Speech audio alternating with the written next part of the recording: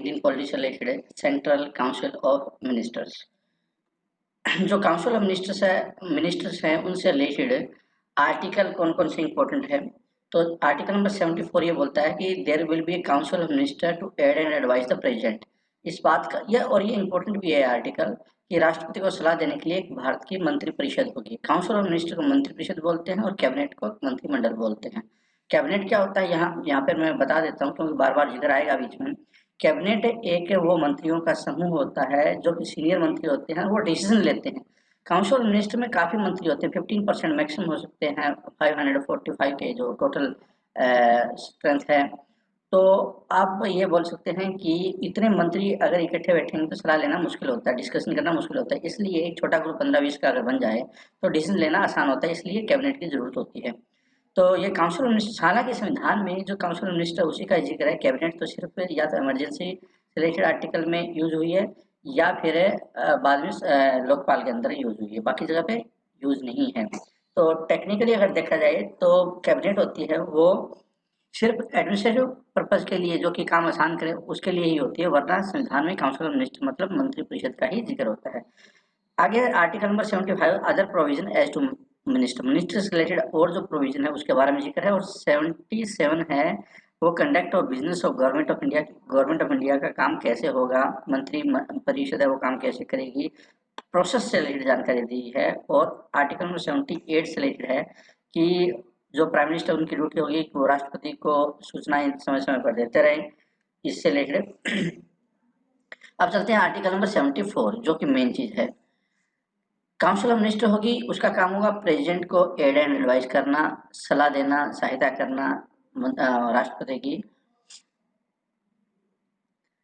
और जो राष्ट्रपति होंगे वो उनकी सलाह के अनुसार ही काम करेंगे, इसके अलावा वो कोई डिसीजन नहीं ले सकते। अगर वो बाई चांस डिसीजन लेते हैं तो जैसे कि काउंसिल ऑफ मिनिस्टर की जो एडवाइस होती है वो एडवाइस अगर वापस भेज देते हैं तो वो रिकंसिडर करेगी दोबारा काउंसिल ऑफ मिनिस्टर और राष्ट्रपति के पास भेजेगी, हालांकि राष्ट्रपति को उस टाइम में बाध्य है। हमने ये राष्ट्रपति के टाइम में भी पढ़ा था काउंसिल ऑफ मिनिस्टर का क्या काम है। यहाँ पे क्योंकि हम स्पेसिफिक पढ़ रहे हैं सेंट्रल काउंसिल ऑफ मिनिस्टर, तो वो चीजें दोबारा भी रिपीट हो रही है। एक और है कि जो उन्होंने एडवाइस दे दी है काउंसिल मिनिस्टर ने, वो कोर्ट में नहीं जा सकती। मतलब कि जो काउंसिल मिनिस्टर और प्रेसिडेंट के बीच में जो डिस्कशन होती है उसका उसके ऊपर कोई केस नहीं हो सकता, वो एक गुप्त होती है और दोनों के बीच में ही होती है, काउंसिल मिनिस्टर और प्रेसिडेंट के बीच में। फिर है कि आर्टिकल नंबर 75 से रिलेटेड थी, prime minister shall be appointed by the president. लेकिन जो दूसरे मंत्री होगी, काउंसिल मिनिस्टर है इसमें मंत्री होंगे, वो कौन अपॉइंट करेगा, वो करेंगे प्रेसिडेंट। किसकी सलाह पे, प्राइम मिनिस्टर की सलाह पे करेंगे। और मैक्सिमम जो लोकसभा की स्ट्रेंथ होती है उसका 15% है, उससे ज्यादा मंत्री नहीं हो सकते। और ये बात कहाँ पे थी, 1991 अमेंडमेंट एक्ट में ये बात आई। फिर है कि मेंबर ऑफ पार्लियामेंट इज, पहले क्या होता था कि बहुत सारे मंत्री है वो बन सकते थे, अगर कोalition गवर्नमेंट है उसमें कोई लिमिट नहीं होती थी, इससे सरकार पे खर्चा आ जाता था और पता नहीं होता था कौन मंत्री है कौन नहीं मंत्री है। प्राइम मिनिस्टर भी हो सकता है कईयों के नाम भी याद न रख पाए, तो ये हालत हो गई थी। तो इसलिए बाद में कानून, ये संविधान में संशोधन करना पड़ा। और ये राज्यों पे भी लागू है कि इतने से ज्यादा मंत्री नहीं हो सकते 15% से। If A member of parliament, अगर एमपी को, जो एमपी होता है उसको ग्राउंड ऑफ डिफेक्शन की वजह से डिस्क्वालीफाई कर दिया जाता है, मतलब कि दल बदल की वजह से डिस्क्वालीफाई कर दिया जाता है। दल बदल क्या होता है कि एक पार्टी से दूसरी पार्टी पाला बदल लेना, तो वो मंत्री नहीं बन पाएगा, तो नॉट एलिजिबल फॉर मंत्री, मिनिस्टर नहीं बन पाएगा।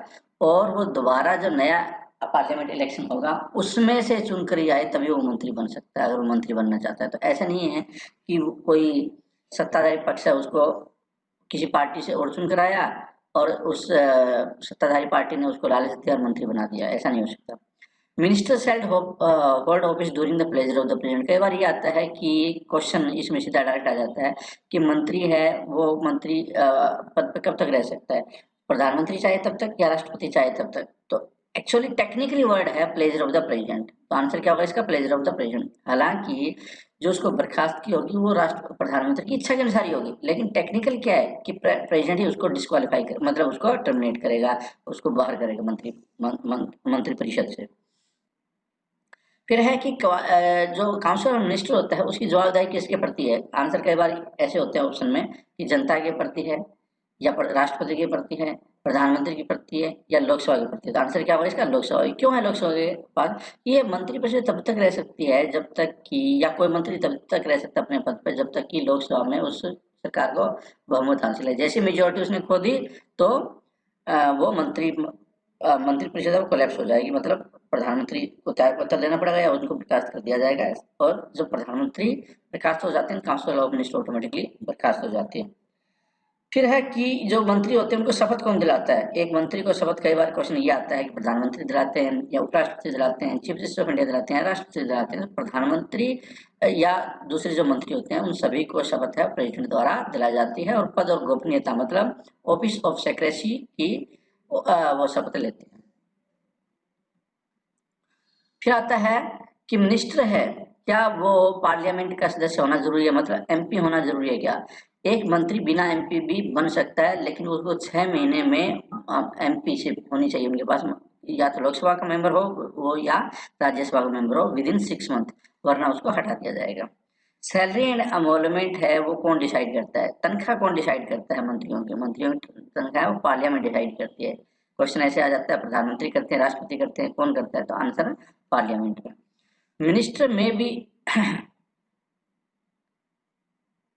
में be chosen from any house of the parliament. क्या जो मंत्री होता है वो लोकसभा से होगा या राज्यसभा से होगा? तो वो लोकसभा से भी हो सकता है, राज्यसभा भी हो सकता है, इंक्लूडिंग प्राइम मिनिस्टर। और एक मंत्री अगर कोई लोकसभा में है तो वो जो वोटिंग की बात आएगी ना, तो वो लोकसभा में वोट दे सकता है। लोकसभा का एमपी लोकसभा में वोट दे सकता है, राज्यसभा से एमपी है और मंत्री है वो तो राज्यसभा में वोट दे सकता है। हालांकि एक मंत्री है वो सदन के दोनों हाउस में डिस्कशन कर सकता है, मतलब उसको राइट है स्पीक करने का, राइट है बोलने का दोनों हाउसेस में, लेकिन वो वोटिंग उसी में देगा जिसका कि वो एमपी है। फिर conduct of business and government of India, all executive action of the government of India shall be expressed to be taken in the name of president. ये बार बार आते हैं, राष्ट्रपति के बारे में भी हमने पढ़ा था कि सारे काम है राष्ट्रपति के नाम से लिए जाते हैं, सारे एग्जीक्यूटिव एक्शन गवर्नमेंट के। और order and other instrument made and executed in the name of president shall be authenticated to be made by the president. Also, validity of such authenticated instrument shall not be called in question on the ground that it is not an order or instrument or made or executed by the president. तो जितने भी order है या कोई order दिए जाते हैं या कोई और इंस्ट्रूमेंट डेवलप किए जाते हैं तो वो प्रेसिडेंट के नाम से ही होते हैं और प्रेसिडेंट द्वारा ही, and in the name of president shall be authenticated by the president by him. आप बोल सकते हैं कि ऑर्डर जारी करते हैं तो भी प्रेसिडेंट के नाम से होते हैं। सरकार अगर कोई जारी कर रही है प्रेसिडेंट के नाम से होगा, और वो किसी भी वो कोर्ट में इसको चैलेंज नहीं किया जा सकता इंस्ट्रूमेंट से रिलेटेड किसी को भी, कि मान लो वैसे भी कि राष्ट्रपति ने जारी नहीं किया, इसलिए इस लिहाज पे इसको कोर्ट में चैलेंज नहीं किया जा सकता। आगे चलते हैं। President shell make rules for more convenient transaction of the business of the government. हम बात क्या करें, हम बात करें कंडक्ट ऑफ द बिजनेस। जो गवर्नमेंट सरकार है अपना काम करेगी तो उसमें ये भी आता है कि जो रिपोर्टिंग होती है प्रेसिडेंट को, वो रिपोर्टिंग है उस प्रेसिडेंट रूल बना सकते हैं ताकि बिजनेस को सरकार के कामकाज को आसानी से बनाया जा सके, और वो जो काम जो नियम और या फिर जो डायरेक्शन है उसके अनुसार ही मंत्री है वो करेंगे। ड्यूटी ऑफ प्राइम मिनिस्टर की क्या ड्यूटी है? देखो हम पढ़ के आ रहे हैं काउंसिल ऑफ मिनिस्टर, एक तरफ हमने प्रेसिडेंट का रोल देखा, एक तरफ काउंसिल ऑफ मिनिस्टर का देखा, एक क्या बात आ रही है, एक बात आ रही है वो प्राइम मिनिस्टर का। तो प्राइम मिनिस्टर क्या है, कड़ी का काम करते हैं काउंसिल ऑफ मिनिस्टर और प्रेसिडेंट के बीच में। तो to communicate to the president all decision of the council of minister relating to the administration of the affairs of the union and proposal of a legislation, की parliament में कौन कौन से लेजिस्लेशन आएंगे, और जो एडमिनिस्ट्रेशन स्टेट का मतलब यहाँ पे होता है यूनियन, देश से रिलेटेड जो मुद्दे चल रहे हैं एडमिनिस्ट्रेशन से रिलेटेड वो राष्ट्रपति को वो सूचना देंगे। और अगर प्रेसिडेंट को इंक्वायरी करनी है, कोई को मामला कंट्रोवर्शियल आ गया तो प्रेसिडेंट उनसे पूछ सकते हैं। तो उस केस में क्या है कि प्रधानमंत्री वो मैसेज कम्युनिकेट करेंगे राष्ट्रपति के पास। प्रधानमंत्री राष्ट्रपति क्या कई केसेस में जब मंत्री कोई डिसीजन ले लेता है लेकिन वो कंट्रोवर्सी हो जाती है तो प्रधानमंत्री के रूप में वो पूछेंगे वहां पे राष्ट्रपति, और वो पूरी मंत्रिपरिषद को बोल सकते हैं कि इस पे पूरा डिस्कशन होना चाहिए जो एक फैसला लिया गया है। तो इस तरह की जो कहने का मतलब जो कॉन्फ्लिक्ट होने की संभावना होती है या कंट्रोवर्सी हो सकती है तो राष्ट्रपति एक भूमिका इस तरह से निर्वाह कर सकते हैं और काउंसिल मिनिस्टर का संदर्भ लेते हुए।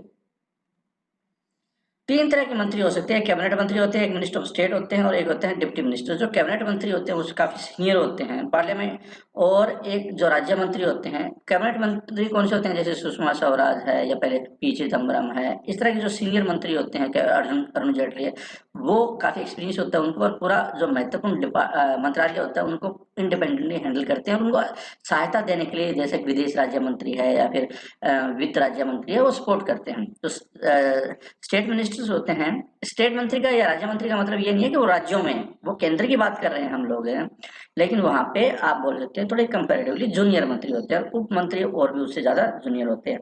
एक और कैटेगरी होती थी पार्लियामेंट्री सेक्रेटरी, जैसे हम देखते हैं दिल्ली में भी या और कहीं पे भी सेक्रेटरी होते हैं ना, वो मंत्री तरह का ही रोल अदा करते हैं। लेकिन हाल फिलहाल में देखा गया है कि कुछ राज्य सरकारों ने इस तरह के जो सेक्रेटरी है वो रख कर अपने लिए मुसीबत मोल लिया। कोर्ट में जैसे दिल्ली हाई कोर्ट में भी एक केस चल रहा है दिल्ली के खिलाफ है। तो ऐसे ही जो जैसे कि 15% से ज्यादा मंत्री नहीं हो सकते, ऐसे कई लोगों को खुश करने के लिए उनको इस तरह का रोल दिया जाता है, जो कि 1967 के बाद केंद्र में ऐसा नहीं दिया जा रहा, लेकिन उसके बाद भी दिक्कत आ रही थी तो 50% की लिमिट क्लोज लगा दी। फिर आता है कैबिनेट मंत्री होते हैं। ये जैसे मैंने थोड़ा मोटे बताया था कि वो कौन से होते हैं, आमतौर पे होम मिनिस्टर है, डिफेंस मिनिस्टर है, फाइनेंस मिनिस्टर है, एक्सटर्नल अफेयर्स मिनिस्टर, ये सारे जो मंत्रालय होते हैं इनके मुखिया या इनको जो हैंडल करने वाले सीनियर लोग होते हैं वो कैबिनेट मंत्री होते हैं आमतौर पे। और they always had a ministry and is given independent in charge unless he is appointed as a minister without portfolio. कई बार क्या होता है किसी मंत्री को सीनियर है, अभी उसको विभाग नहीं हुआ है, तो विदाउट पोर्टफोलियो भी कई कुछ दिन तक वो रहता है आमतौर पे, ऐसा भी हो जाता है। He attends the meeting of the cabinet on his own right. देखो एक जब कैबिनेट मंत्री बना दिया जाता है तो कैबिनेट की मीटिंग होती है, उसमें एक उसका राइट होता है कि वो पार्टिसिपेट करे, और इस मंत्री को अपना कार्यकाल करने के लिए, अपना काम चलाने के लिए, कि उनको मिनिस्टर ऑफ स्टेट या डिप्टी मिनिस्टर है वो भी प्रदान किया जा सकते हैं उनकी सहायता करने के लिए।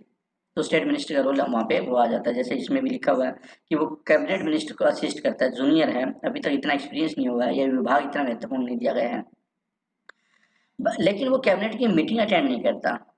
हालांकि अगर कोई बहुत इंपॉर्टेंट है तो उसको बुलाया जा सकता है, can attend meeting when invited, लेकिन उसको कई बार बुलाया जा सकता है अगर उसी मंत्रालय के ऊपर बहुत इंपॉर्टेंट डिसीजन लेना है तो। Normally he is invited if the given independent charge of ministry. लेकिन होता क्या है कि जो राज्य मंत्री होता है, जब कैबिनेट मंत्री है जा रहा है तो उसकी जरूरत नहीं होती, लेकिन कई बार है इंडिपेंडेंट चार्ज, जैसे मान लो फॉर एग्जाम्पल जहाजरानी मंत्रालय। अब जहाजरानी मंत्रालय इतना भी इंपॉर्टेंट नहीं है जितना कि वित्त मंत्रालय है, तो उसमें क्या होता है इंडिपेंडेंट चार्ज दे दिया जाता है, लेकिन उसका कैबिनेट का दर्जा नहीं होता मंत्री का, तो स्टेट मंत्री का काम करेगा। लेकिन उस मंत्रालय से रिलेटेड कोई महत्वपूर्ण फैसला लिया जा रहा है तो उस स्टेट मिनिस्टर को भी उस पर्टिकुलर कैबिनेट मीटिंग में इसलिए बुलाया जा सकता है। डिप्टी मिनिस्टर होता है वो काफी ज्यादा जूनियर होता है और उसको इंडिपेंडेंट इंचार्ज भी नहीं दिया जाता, तो उसका काम होता है इनफैक्ट या तो वो कैबिनेट मिनिस्टर को या फिर मिनिस्टर ऑफ स्टेट को हेल्प करे, और ऑब्वियसली क्या इतना जूनियर है कैबिनेट मीटिंग में उसकी ज्यादा जरूरत होती नहीं है, इसलिए पार्टिसिपेट नहीं करवाया जाता उससे। तो कैबिनेट आमतौर पे क्या होता है कि जो काउंसिल मिनिस्टर होते हैं उसमें 60 सत्र होते हैं, मैक्सिमम 15% हो सकते हैं जितना लोकसभा की स्ट्रेंथ होती है उसकी, और लेकिन 60 सत्र आमतौर पे होते हैं। स्लिम और ट्रिम बेटर गवर्नमेंट होती है आमतौर पे। कैबिनेट 15-20 होते हैं, तो यही एक्चुअली फैसला लेते हैं, जो काउंसिल और मिनिस्टर होते हैं उनको ये फैसला मानना होता है, तो साथ में डूबते हैं साथ में मरते हैं, तो आप इसके खिलाफ नहीं जा सकते जो कैबिनेट के फैसला लिया है उनके। और कैबिनेट का कोई भी कैबिनेट मंत्री होता है वो भी इस सामूहिक डिसीजन के खिलाफ नहीं जा सकता, दूसरे शब्द में बोल सकते हैं प्राइम मिनिस्टर के खिलाफ नहीं जा सकता। जो कैबिनेट होती है वो पार्ट होती है, आप बोल सकते हैं कि अगर ये पूरी काउंसिल ऑफ मिनिस्टर है तो उसमें कैबिनेट है, ये रोल है।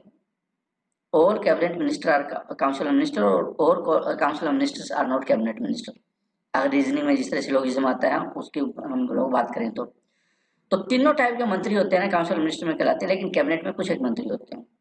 It does not meet as a body, has no collective function. कभी कभार 1-2 साल में इकट्ठे अगर मीटिंग कर ली तो ठीक है, वरना आमतौर पे ये मीटिंग इनकी होती नहीं है। और ये जो मीटिंग होती है फैसले करने के लिए कैबिनेट की मीटिंग बुलाई जाती है। सरकार के कामकाज को चलाने के लिए कोई महत्वपूर्ण फैसला होता है, उसके लिए उनकी मीटिंग होती है। तो जो हम लोग बोलते हैं कि फ्राइडे को कैबिनेट मीटिंग होगी या उस टाइम होगी, ये उसी की बात चल रही है।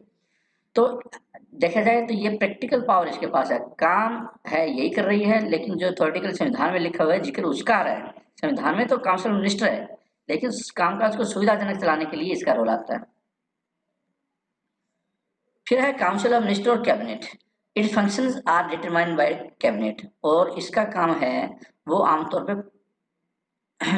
It function are determined by the cabinet, की ये फैसला नहीं करती, कैबिनेट फैसला कर देती है, इनको हाँ में हाँ मिलानी होती है। और जो पॉलिसी रिलेटेड डिसीजन है वो सारे जो ये कैबिनेट लेती है वो सारे बाइंडिंग होती है किसके ऊपर, काउंसिल ऑफ मिनिस्टर के ऊपर। Implement decision taken by the cabinet, ये जो कैबिनेट फैसला लेगी ये डिसीजन को इम्प्लीमेंट करवाती है। मतलब कि फैसला ले लिया तो काउंसिल ऑफ मिनिस्टर के बिहाफ पे भी फैसला ले लिया, आगे जब फील्ड में जाएंगे तो काउंसिल ऑफ मिनिस्टर का रोल होगा, स्टेट मिनिस्टर वगैरह, तो वो जो फैसले लिए गए उनको इम्प्लीमेंट करवाएंगे। और आमतौर पर जो कैबिनेट वाले लोग होते हैं वो उसका सुपरविजन करते हैं कि वास्तव में हो क्या रहा है, जो हमने फैसला लिया आगे तक गया या नहीं गया। काउंसिल ऑफ मिनिस्टर होती है वो कलेक्टिवली लोकसभा के प्रति होती है उनकी जिम्मेदारी, और it enforces collective responsibility of council of minister to Lok Sabha. ये सुनिश्चित करती है कैबिनेट की जो हमारे काउंसिल ऑफ मिनिस्टर्स हैं उनकी जिम्मेदारी लोकसभा के प्रति हो, तो अगर ये डूब गई तो डेफिनेटली ये भी डूब गए। It is a constitutional body dealt in article 74 और आर्टिकल 75। इसका संविधान में जिक्र नहीं है, इसका सिर्फ आर्टिकल जो इमरजेंसी वाला था 352 नेशनल इमरजेंसी लगाने के टाइम में, उसी में इसका कॉन्स्टिट्यूशनल अमेंडमेंट होता है उसमें इंक्लूड किया गया था। उसके बाद इसका और कोई जगह पे जिक्र नहीं है। संविधान में जो जिक्र है वो काउंसिल ऑफ मिनिस्टर का ही होता है, मंत्रिपरिषद का ही होता है। Principle of which cabinet system works, collective responsibility होती है कि इंडिविजुअल रिस्पॉन्सिबिलिटी होती है, एक है लीगल नो लीगल रिस्पॉन्सिबिलिटी। देखो नो लीगल है वो हम डिस्कस करेंगे कि इसका मतलब क्या है। कलेक्टिव रिस्पॉन्सिबिलिटी सामूहिक जिम्मेदारी क्या होती है, कि ये आर्टिकल 75 की 3 क्लोज में बताया गया है कि गवर्नमेंट ऑफिस में तभी रहेगी जब वो लोकसभा में उसको बहुमत हासिल होगा। बहुमत हासिल रहता है तब तक होगी, अगर बहुमत टूट गया, बहुमत लूज हो गया तो ऑब्वियसली सरकार चली जाएगी। तो कलेक्टिव रिस्पॉन्सिबिलिटी का मतलब ये हुआ कि सारे मंत्री है वो लोकसभा के प्रति जिम्मेदार है, गवर्नमेंट की जो पॉलिसीज है उसका डिफेंड करेंगे। और अगर एक भी even though the decision taken has been taken by single minister, अगर कोई एक फैसला लिया गया किसी मंत्रालय द्वारा, ऑब्वियसली मंत्रालय तो फैसला लेंगे एम्पावरमेंट के लिए, लेकिन वो सारी काउंसिल मिनिस्टर उसके लिए जिम्मेदार है, सारी काउंसिल मिनिस्टर जिम्मेदार है। तो जो भी सरकार का कामकाज होता है उसके लिए पूरी पूरी जो काउंसिल मिनिस्टर होती है COM है वो जिम्मेदार होती है, और लोकसभा में इसका अपना रुख स्पष्ट करती है। Once a decision has been taken by the cabinet, it is the duty of each and every minister to support it in parliament and outside it. If he disapproves, he has to resign. मंत्रालय cabinet ने फैसला ले लिया, जो भी फैसला हो आपके पक्ष में हो या आप पक्ष में नहीं हो, तो वो इमीडिएटली सभी को डिफेंड करना होता है। अगर वो डिफेंड नहीं कर पाता लोकसभा के बाहर में, मतलब सपोर्ट नहीं करेगा, तो उसको रिजाइन करना पड़ेगा। तो जैसे हमने डिमोनेटाइजेशन के केस में देखा कि पूरी मंत्रिमंडल ने एकदम फैसला लिया कैबिनेट ने, और सभी को उसको सपोर्ट भी करना पड़ा। तो कई बार इस तरह की चीजें आएंगी, और प्राइम मिनिस्टर जो बोलते हैं आमतौर पर वही फैसले होते हैं। If a minister has implemented a decision without approval of cabinet and it is defeated in Lok Sabha, only that minister has to resign, not the whole cabinet. अगर मान लो कि एक मंत्री ने कोई फैसला लिया, लोकसभा में गया वो, और लोकसभा में क्या है कि बाई चांस उसका पूरा पास नहीं हो पाया, तो वो मंत्री को ही रिजाइन करना पड़ेगा, न कि पूरी कैबिनेट को। इस तरह की सिचुएशन आ सकती है, लेकिन बहुत ही रेयर होती है कि आमतौर पर कोई मंत्री ऐसा कोई फैसला ऐसा क्यों करेगा। अगर कोई बड़ा फैसला होगा तो कैबिनेट के अप्रूवल से होगा, और कोई छोटा मोटा फैसला है तो डेफिनेटली क्या है कि लोकसभा में उसको सपोर्ट किया जाएगा जो काउंसिल ऑफ मिनिस्टर उसके द्वारा। लेकिन फिर भी अगर कोई इस तरह का मामला आ जाता है तो he may resign. Council of minister sinks और swim together. Collective responsibility can only be achieved through Prime Minister because no person can be nominated to the cabinet without the advice of Prime Minister. एक तो ये बात भी है कि directly या indirectly है, वो इन्फोर्समेंट कौन करता है, कलेक्टिव रिस्पॉन्सिबिलिटी प्राइम मिनिस्टर करते हैं, क्योंकि एक तो मंत्री उसके बगैर नहीं रह सकता कोई, या तो अपॉइंटमेंट नहीं हो गया, अगर फिर भी अगर बात नहीं हुई तो हटा भी सकते हैं। No person shall be retain a member of the cabinet if PM ask to dismiss him. अगर प्रधानमंत्री को लगता है कि ये ठीक नहीं है तो इसको हटाया जा सकता है। With the increase in the formation of coalition government है, collective responsibility is at stake, it severely affect the solidarity of the cabinet. देखो ये सिविल आईएएस के मेंस में क्वेश्चन आ सकता है कि हालांकि आजकल तो फिर भी क्या है, सिंगल पार्टी सिस्टम हो गया है, लेकिन जब कोएलिशन प्रॉब्लम थी तो अलग अलग घटक अपने अपने मुद्दे अलापते थे, राग अलापते थे, और उनका एक कोटा होता था कि मेरे शिवसेना से ये मंत्री होगा, उससे ये मंत्री होगा, इस तरह से। तो अगर उस तरह के केस में जो कैबिनेट का फैसले होते हैं, प्राइम मिनिस्टर के ऊपर पूरा प्रेशर होता है कि सभी को वो कन्विंस करें, नहीं तो सपोर्ट वापस ली जा सकती है। फिर है कि इंडिविजुअल रिस्पॉन्सिबिलिटी का क्या रोल आता है। आर्टिकल 72 ये बोलता है कि ministry hold office during the pleasure of the president, कि अगर प्रेसिडेंट का मतलब यहाँ पे प्राइम मिनिस्टर से लिंक है, प्रेसिडेंट है वो प्राइम मिनिस्टर के इच्छा अनुसार काम करेगा, सहमति के अनुसार काम करेगा, एडवाइस के अनुसार काम करेगा। तो अगर प्राइम मिनिस्टर को किसी मंत्री पे विश्वास नहीं है तो राष्ट्रपति को वो बोल सकते हैं इनको टर्मिनेट किया जाए, या मंत्री को रिजाइन करने के लिए बोल सकते हैं, मंत्री को रिजाइन करना पड़ेगा। तो इंडिविजुअल रिस्पॉन्सिबिलिटी भी है उसकी कहीं ना कहीं। No legal responsibility. In UK, every public act is countersigned by ministers, so it is the minister who is legally responsible for any act, not the monarch. But in India देखो, England में क्या है, England में जब ये parliament से bill pass हो जाता है, महारानी के पास गया और महारानी के बाद में काउंटर साइन करना पड़ेगा एक मंत्री को, तब जाकर वो बिल पास होता है। तो इसके लिए बोलते हैं लीगल रिस्पॉन्सिबिलिटी उसकी, जबकि इंडिया में ऐसा नहीं है। इंडिया में क्या है, सरकार तो ड्राफ्ट बना दिया, बिल पार्लियामेंट में होगा, पार्लियामेंट की प्रॉपर्टी बन गई है। अब पार्लियामेंट ने उसको पास कर दिया है वो, तो वो राष्ट्रपति के पास जाएगा, राष्ट्रपति ने साइन कर दिया तो वो बिल है एक्ट में कन्वर्ट हो जाएगा। अब उसके बाद लीगल रिस्पॉन्सिबिलिटी नहीं है किसी मंत्री की। कहने का मतलब है कि नो लीगल रिस्पॉन्सिबिलिटी इन सदन में, कि राष्ट्रपति के साइन होने के बाद में वो बिल है वो एक्ट बन जाता है, कानून बन जाता है। यहाँ पे काउंटर साइन की जरूरत नहीं है इंडिया में, जबकि इंग्लैंड में ऐसा होता है।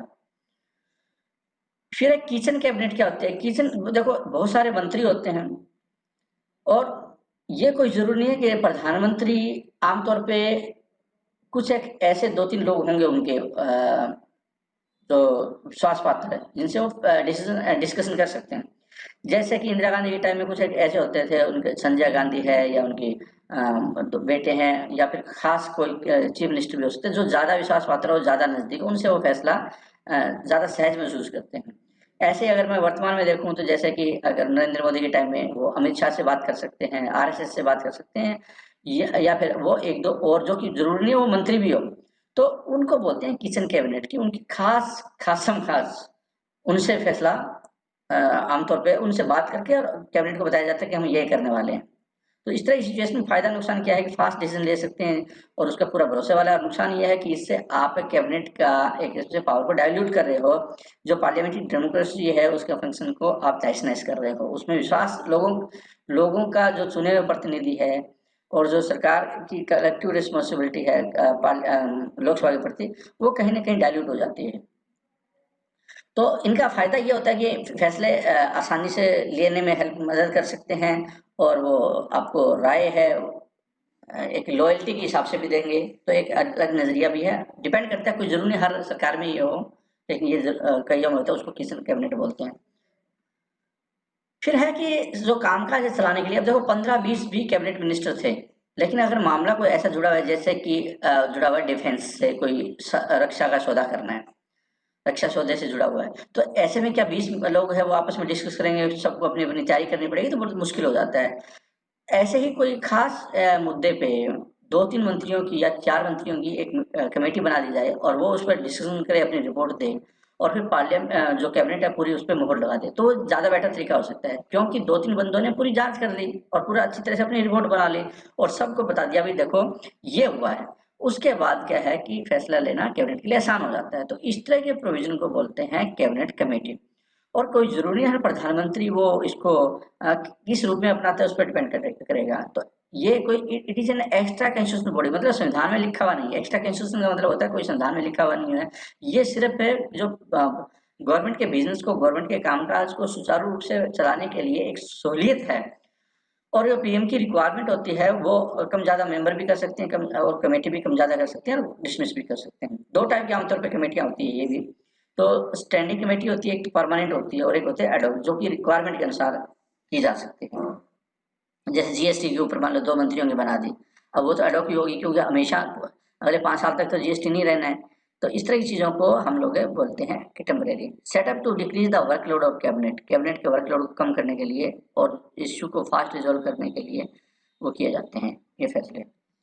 क्या जो आमतौर पे जो कमेटी होती है इकोनॉमिक्स, एक होती है इकोनॉमिक अफेयर्स कमेटी, उसका जो चेयरमैन है वो होते हैं प्राइम मिनिस्टर। और मेंबर्स कौन होंगे? Finance minister, rural development minister और इंडस्ट्रियल मिनिस्टर, जो कि कहीं ना कहीं इनका इकोनॉमिक से सरोकार होता है तो वो करते हैं।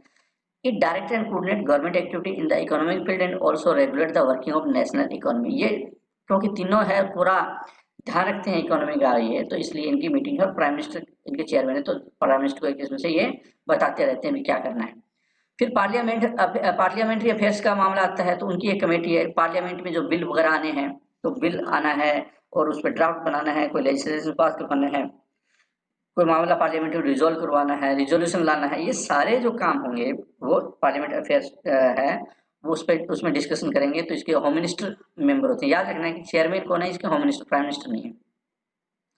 Information and broadcasting minister, minister of labour and parliamentary affairs और लॉ मिनिस्टर इसके मेंबर होते हैं।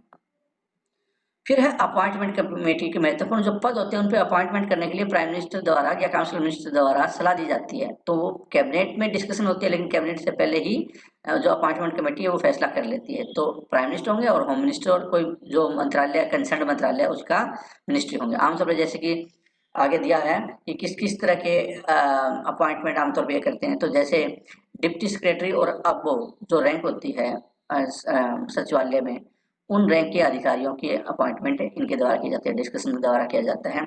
चेयरमैन है या फिर मैनेजिंग डायरेक्टर है और जनरल मैनेजर है बड़े पब्लिक सेक्टर बैंकों के या कंपनियों के, तो या आरबीआई का गवर्नर है तो आरबीआई गवर्नर की अपॉइंटमेंट कमेटी इस पे डिस्कशन करती है, फिर आगे कैबिनेट इस पे मुहर लगाती है। और दूसरी अपॉइंटमेंट भी होती है जो कि गवर्नमेंट ऑफ इंडिया द्वारा की जाती है। और अगर यूनियन पब्लिक सर्विस कमीशन और किसी डिपार्टमेंट के बीच में कोई मामला ऐसा आ जाता है कि रिजॉल्व नहीं हो रहा, डिसएग्रीमेंट हो जाता है, तो फिर ये अपॉइंटमेंट कमेटी उस पर फैसला करती है। तो ऐसे महत्वपूर्ण फैसले होते हैं और जितने भी और होते हैं जो कैबिनेट द्वारा पास करके राष्ट्रपति के पास भेजे जाते हैं उस पर भी ये डिस्कशन करती है। कैबिनेट मीटिंग है वो कौन करते हैं? प्रिजाइडिंग करते हैं प्राइम मिनिस्टर द्वारा और presiding over by senior minister nominated by prime minister. Prime minister is out of station या आउट ऑफ टाउन या आउट ऑफ कंट्री। प्रधानमंत्री बाहर चले गए पीछे से कैबिनेट मीटिंग होती है तो प्राइम जो सबसे सीनियर मंत्री होता है, आमतौर पर क्या होता है कि होम मिनिस्ट्री होते हैं लेकिन कोई जरूरी नहीं है प्राइम मिनिस्टर है, वो देखेंगे किसको नॉमिनेट करना है सीनियर मिनिस्टर के रूप में जो कि मीटिंग को कंडक्ट करवा सके। They meet normally once a week and more if needed arises. हफ्ता में एक बार मीट करते हैं या फिर जरूरत पड़े तो कैबिनेट मीटिंग हो सकती है। व्हेन मीटिंग गेट्स और कैबिनेट सेक्रेटरी, और उस मीटिंग में कैबिनेट सेक्रेटरी होते हैं वो भी बैठे होते हैं। वो क्या करते हैं? जितने भी आप बोल सकते हैं कोऑर्डिनेशन का काम करते हैं। वो सभी मंत्रियों का जो भी डिस्कशन होता है उनकी मीटिंग नोट्स बनाते हैं और जो फैसला होता है उसके नोट्स है और फिर वो सभी मंत्रालयों को वो फॉरवर्ड कर देंगे कैबिनेट सेक्रेटरी। तो कैबिनेट सेक्रेटरी सबसे बड़े ऑफिसर भी होते हैं वो, और कैबिनेट का संचालित करने में या उनका बिजनेस को कंडक्ट कराने में महत्वपूर्ण भूमिका निभाते हैं।